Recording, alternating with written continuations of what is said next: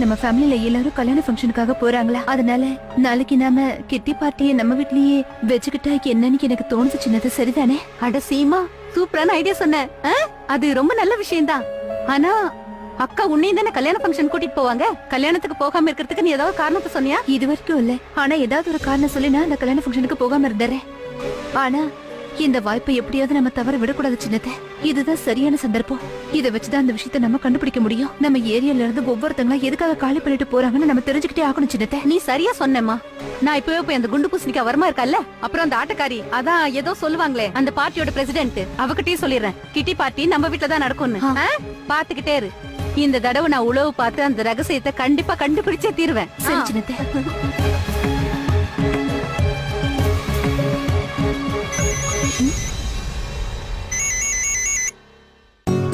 Hello Jahnavi, எப்படி இருக்க? எல்லாம் நல்லா போயிட்டு இருக்கல? நான் நல்லா இருக்கேன் அண்ணி. அண்ணி, நீங்க எனக்கு ஒரு ஹெல்ப் பண்ணணுமே. சொல்லுமா, என்ன விஷயம்? ஆக்சுவலி பாவனா இப்பதான் என்கிட்ட சொன்னா நாளைக்கு ஆரியாவோட பிறந்த நாளாம். அதனால சரியா 12 மணிக்கு நான் அவருக்கு சர்ப்ரைஸ் கொடுக்கலான்னு இருக்கேன். அடேங்கப்பா, இது ரொம்ப நல்ல விஷயமாச்சே. சொல்லு, நான் என்ன பண்ணணும்னு சொல்லு ஜானவி. அது வந்து அண்ணி, நீங்க எல்லாரும் ராத்திரி இங்க என் வீட்டுக்கு வந்தீங்கன்னா அது ஆரியாக்கு ரொம்ப சந்தோஷமா இருக்கும் இல்லையா? நீ நல்ல ஐடியா தான் பண்ணிருக்க ஜானவி. நிச்சயமா நாங்க வந்துடுறோம். ஓகே. அப்புறம் அண்ணி, ப்ளீஸ் நீங்க எல்லாரும் வீட்டுக்கு வெளியில வெயிட் பண்ணுங்க. நான் அங்க வந்து உங்க எல்லாரையும் சந்திக்கிறேன். அப்புறம் நான் அவருக்காக ஸ்பெஷலா கேக் வேற ஆர்டர் பண்ணிருக்கேன். நானே போய் அங்க வாங்கிக்கலாம்னு இருக்கேன். ஏன்னா இந்த விஷயம் ஆரியாவுக்கு தெரியவே கூடாது. மிஸ்ஸஸ் ஆரியா, நீங்க கொஞ்சம் கூட கவலைப்படாதீங்க. உன் ஹஸ்பண்டுக்கு சூப்பரான சர்ப்ரைஸ் கொடுத்து ஆசத்தி விட்டுடலாம். அதுவும் நீ ஆசைப்பட்ட மாதிரியே. சரியா? தேங்க்யூ அண்ணி. இதெல்லாம் பார்க்கும்போது ஜானவியும் ஆரியாவும் ரொம்பவே வாழ்க்கையில சந்தோஷமா இருக்காங்கன்னு எனக்கு தோணுது.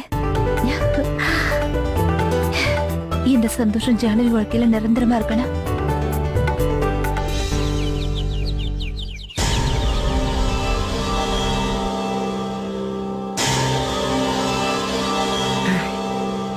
எலெக்ஷன்ல ஜெயிக்கணுங்கிறதுக்காக தான் எல்லாத்தையும் பொறுத்துக்கிறேன்.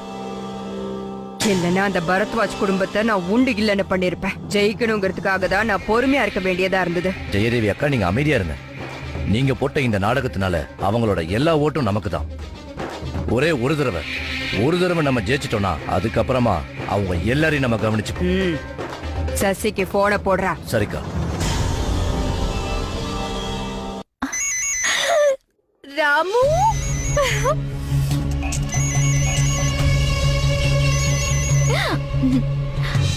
ஹலோ.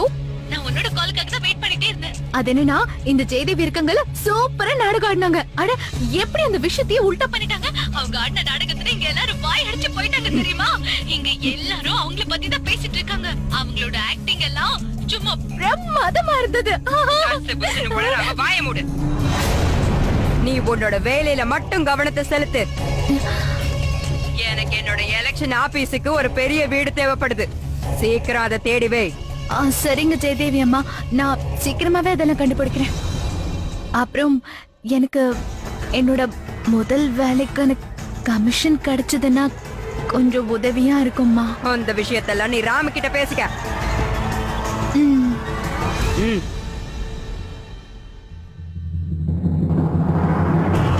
வான இடிஞ்சு விழுந்தாலும் சரி, பூமி பொழந்தாலும் சரி, என் கட்சி ஆபீஸ அங்கதான் திறப்பேன்.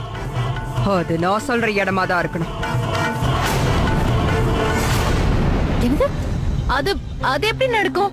அட, இதுல புரிஞ்சிக்க வேண்டிய விஷயம் என்னன்னா, எப்பத்துல இருந்து நான் கிட்டி பார்ட்டில ஜாயின் ஆயிட்டேனோ அதுல இருந்து எனக்குள்ள ஒரு ஆசை, ஒரு தடவை கிட்டி பார்ட்டியை பரத்வாஜ் ஹவுஸ்ல நடத்தலான்னு.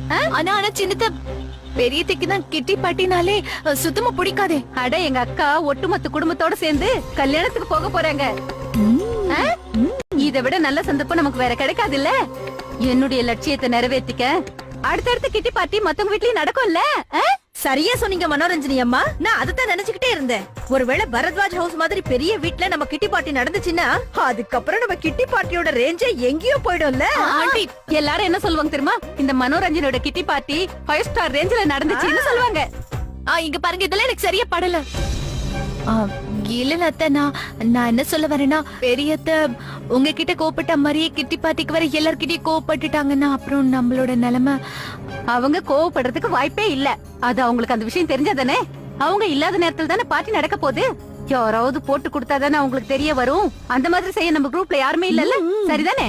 அப்புறம் அதுக்கு நான் கேரண்டி, கவலைப்படாதீங்க. நம்ம கிட்டி பார்ட்டிக்கு வர மெம்பர்ஸ்க்காக நான் அந்த அளவுக்கு ரிஸ்க் எடுக்க மாட்டேனா என்ன?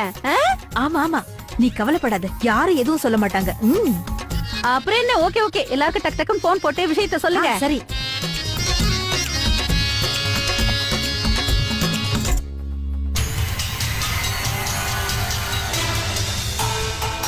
எதுக்கு இந்த பொம்பளை திடீர்னு பரத்வாஜ் ஹவுஸ்ல போய் கிட்டி பாட்டியை வைக்கணும்னு இப்படி ஆசைப்படுறா? என்னோட பிளான் எல்லாம் நாசமா போகுது. எல்லாத்தையும் கெடுக்கிறதுக்குனே வந்து சேர்றானுங்க. ஹலோ ஹலோ ராஜி, நான் தான் மிஸ்ஸஸ் வர்மா பேசுறேன். நான் இப்ப எதுக்காக உங்களுக்கு போன் பண்ணேன்னா, நம்மளோட கிட்டி பார்ட்டி இருக்கு இல்லையா, அது பரத்வாஜ் ஹவுஸ்ல தான் நடக்க போகுது. ஆமா ஆமா.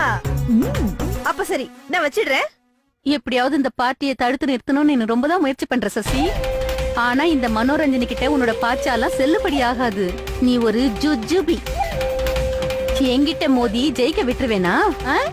சரியான பிளாப் சசி.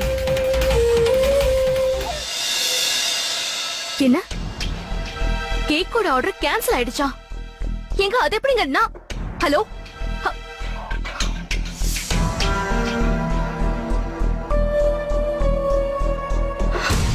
ஆரியாக்காக நான் ஒரு ஸ்பெஷல் கேக் அரேஞ்ச் பண்ண, அது இப்ப வீணா போயிடுச்சு. நான் எவ்வளவு பண்ண தெரியுமா? நான் ஒரு முக்கியமான கல்யாணத்துக்கு போறேன்னு அவர்கிட்ட போய் சொன்ன அண்ணி. நம்மள கேக்கோட அவரை பார்த்தா ரொம்ப சந்தோஷப்படுவார்னு நினைச்சேன். ஆனா எல்லாம் வேஸ்டா போயிடுச்சு. எது பிரயோஜனம் இல்ல. ஜானவி, கொஞ்சம் அமைதியா இரு. ஜானவி, இன்னும் 11 கூட ஆகலமா. அவர் பர்த்டேக்கு இன்னும் 1 ஹவருக்கு மேல இருக்குல்லம்மா. நம்பிக்கையோட இரு. நிச்சயமா 1 ஹவருக்குள்ள நம்ம எங்கேயாவது போய் கேக் அரேஞ்ச் பண்ணிடலாம் ஜானவி. ரோகிணி, இங்க யாராவது ரொம்ப டென்ஷனா இருக்காங்களா? உங்களோட தங்கச்சி தான். தங்கச்சியா? தேவையில்லாம கவலைப்படாத. நீ ஆர்டர் பண்ண கேக் உன்னை தேடி வரும், அதுவும் 12 மணிக்கு முன்னாடியே. இது இந்த அண்ணனோட ப்ராமிஸ். கொஞ்சம் ஸ்மைல் பண்ண. ஸ்மைல். பெர்ஃபெக்ட். பை.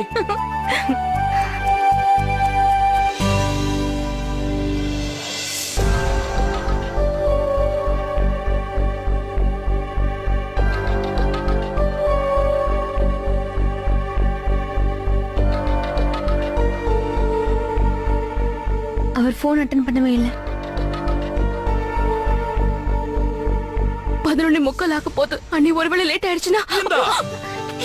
இந்த உன்னோட சர்ப்ரைஸ் கேக். என்னோட தங்கச்சி என்கிட்ட ஆசைப்பட்டு கேட்டா அத இந்த அண்ணன் வாங்கி தர மாட்டானா என்ன?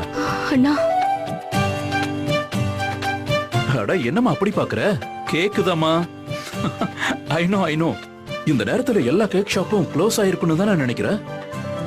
நீ சரியா தான் யோசிச்ச. ஆனா இந்த நேரத்துல கூட 5 ஸ்டாரோட எல்லா ரெஸ்டாரண்ட்ஸும் அப்புறம் கேக் ஷாப்ஸும் ஓப்பனா தான் இருக்கும். இப்போ பிரேமண்ணாவும் வந்திருந்தாருனா? அவரும் பர்த்டே பார்ட்டிக்கு வரணும்னு ரொம்பவே ஆசைப்பட்டாரு. ஆனா என்ன பண்றது, ஏதோ ரொம்ப அவசரமான வெளியா வெளியூர் போக வேண்டியதா போயிடுச்சு ஜானவி. 12 மணி ஆக போகுது. உள்ள போலாமா? வாங்க போலாம்.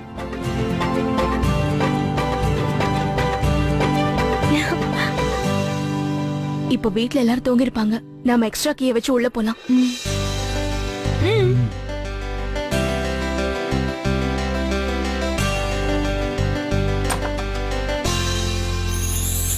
Wish you a very very happy birthday, Arya. Thank you, Bhavna.